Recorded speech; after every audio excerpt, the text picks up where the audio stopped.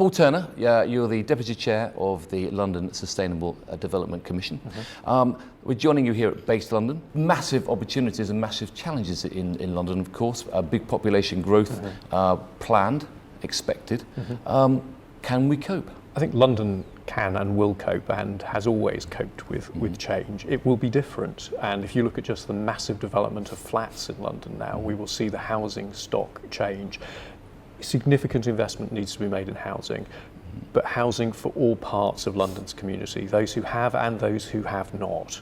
But housing is only one part of the equation, because those people have to move as well. And I think London will see its boundaries grow as the population expands, and the transport infrastructure needs to grow with that. Of course, joining all of those ideas up is always the big challenge, trying to break down the traditional silo thinking of transport being developed by the transport planners, housing being developed by the housing.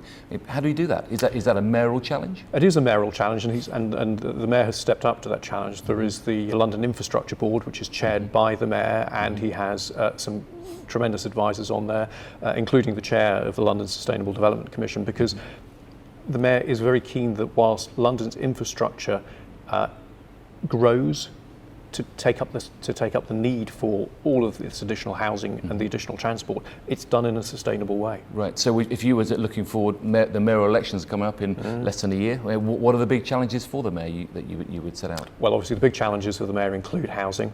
They include the transport infrastructure. Crossrail is fantastic, but we need to move beyond Crossrail onto the next big challenges as well. So housing, transport, air quality.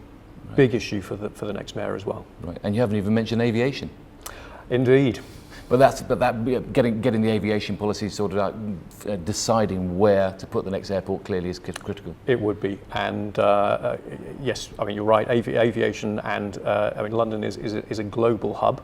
Air transport is going to increase, and the investment in that needs to be done. But it needs to be done sensitively, and it needs to be done sustainably as well. Okay, so when you think about London in the future, London can continue to thrive and to expand and to become and to continue to be a world leader. It can, and it will, but we need to really embrace sustainable development in order to achieve that, because we will have a lot more people living in a much smaller space, and those people have got to live, work and travel. Okay, and it's all about people, of course. Paul Turner, thank you very much for joining us. Thank you.